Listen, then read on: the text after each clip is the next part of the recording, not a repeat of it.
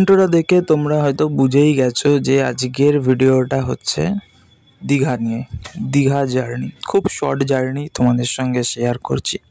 ট্রেনের টিকিট না পাওয়ায় বাসেই জার্নি করছি। আজকের আমি যেতে চলেছি সন্তোষের যে নতুন অশোক লেল্যান্ডের 2x2 সিটারের বাসটা ওনারা নামিয়েছেন, সেই বাসে করে। এবার বলে দিই যে এই বাসের টাইমিংটা। বাসটা ধর্মতলা দিয়ে আনুমানিক 12:30 রাত 12:30টার সময় ছাড়ে, আর ভোর 5:30টায় দীঘায় নামিয়ে দেয়। এই বাসের টিকিট তোমরা অনলাইনেও পেয়ে যাবে। অনলাইনের ওয়েবসাইটটা হচ্ছে www.santoshbusservice.com, অথবা ধর্মতলা থেকে টিকিট কাটতে পারো অফলাইনে, ধর্মতলার 46 নম্বর কাউন্টার থেকে। এই কাউন্টারটা হচ্ছে গ্রিন লাইন মেট্রোর ঠিক সামনে, আর বাসটাও দাঁড়ায় গ্রিন লাইন মেট্রোর সামনে। দীঘা যাওয়ার রাত্রিরের বাস অনেক আছে, কিন্তু আমি মনে করি যে সন্তোষের এই বাসটার টাইমিংটা খুব ভালো, তাই জন্য এই বাসটায় আমি আজকে ট্রাভেল করব। আমি প্রথমবার এরকম রাত্রিরে বাসে ট্রাভেল করছি, দীঘা যাব। আর এই বাসের ভাড়াটা না ডায়নামিক, মানে কখনো বাড়ানো থাকে, কখনো কমানো থাকে। আবার কখনো রানিং বাসেও তুমি টিকিট কেটে উঠতে পারো বার্গেনিং করে, সেটা ডিপেন্ড করে সময়ের ওপর, দিনের ওপর। রাত্রিরে আর কি দেখাবো, একবারে হয়তো দীঘাতে গিয়েই তোমাদের সঙ্গে দেখা হবে। মধ্যিখানে একটাই হল্ট দেয় কোলাঘাটে, তারপরে আবার রানিং বাসটা চালু করে দেয়। আর এইদিকে টাইম হয়ে যাওয়ার পরেও দাঁড়িয়ে ছিল বাসটা, কারণ তখনও প্যাসেঞ্জার হচ্ছে। আর রাতে সত্যি কথা বলতে আমি ভেবেছিলাম রাতে হয়তো অনেকে যায় না, কিন্তু রাতেও দেখি অনেক প্যাসেঞ্জার আসছে আস্তে আস্তে। মানে রাতে প্যাসেঞ্জার আসছে, ওনারা তুলছেন ধর্মতলাতেই। অনেকেই ট্রাভেল করছে রাত্রিরে। বাসটা ফার্স্ট লুকে দেখে মনে হবে যে ভলভো, কিন্তু এটা ভলভো না, অশোক লেল্যান্ডের বাস। আর এটা সন্তোষ নিজের গ্যারেজে এই বডিটা তৈরি করেছে।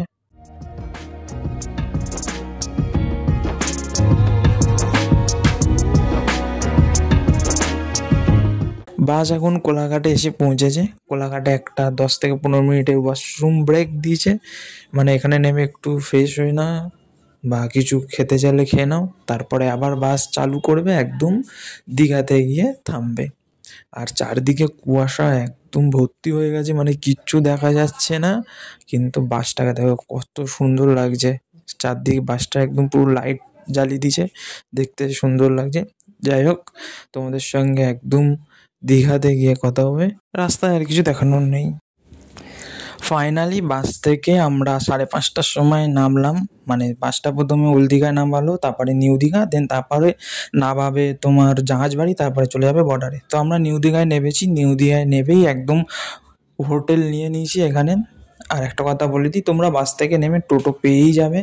যতক্ষণ না অবধি তোমরা হোটেল খুঁজে পাবে, টোটোওয়ালাকে বলবে তোমার বাজেট সেগমেন্টটা, টোটোওয়ালা সেই বাজেট অনুযায়ী হোটেলে নিয়ে যাবে।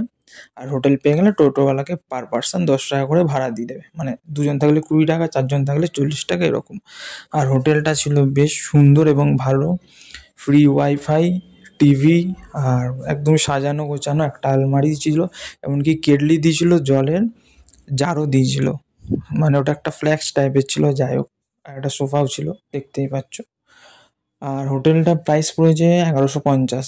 এটা একদমই আমার সি বিচের কাছে ছিল। তো এবার তোমরা কমেন্ট করে জানাও এটা ঠিকঠাক প্রাইস আছে কি না। আর হোটেলে ঢোকার সাথে সাথেই টাওয়াল, হোটেলের শ্যাম্পু, সাবান ওনারা নিজেরাই প্রোভাইড করে দিয়েছিল। বলেছিল এই টাকার মধ্যেই সার্ভিসটা, রুম সার্ভিস ফ্রি আছে। আর এটা হোটেল আর রেস্টুরেন্ট একসঙ্গেই ছিল।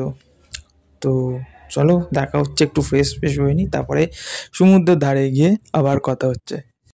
ও আর একটা টেলিফোন দিয়েছিল, যেটা দিয়ে আমরা কোনো অসুবিধা হলে রিসিপশানে ফোন করে জানাতে পারবো, বা কোনো দরকার হলে, আর কোনো খাবার অর্ডার দেওয়ার হলে এই ফোন দিয়ে ফোন করে নিতে পারবো।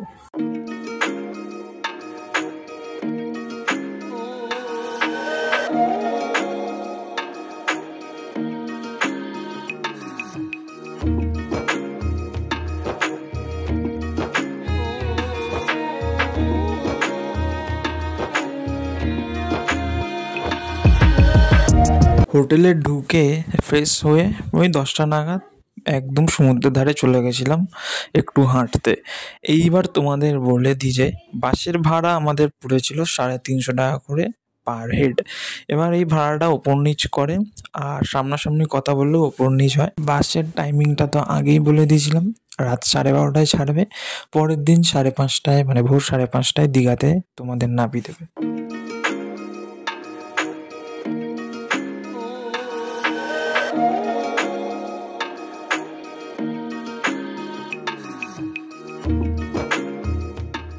কমফোর্টের দিক দিয়ে যদি বলো তাহলে বলবো ভলভোর মতো না হলেও কিন্তু বেশ ভালো একটা তোমাদের কমফোর্টেবল জার্নি দেবে এই বাস সার্ভিসটা, সন্তোষ বাস সার্ভিসটা। আর আজকের ভিডিও এই পর্যন্তই। ভিডিওটা ভালো লাগলে লাইক কমেন্ট শেয়ার করে দিও, আর কমেন্ট করে জানিও, সাবস্ক্রাইব করে পাশে দেবো। পরের ভিডিও খুব তাড়াতাড়ি আসছে। সুস্থ থাকো, ভালো থেকো।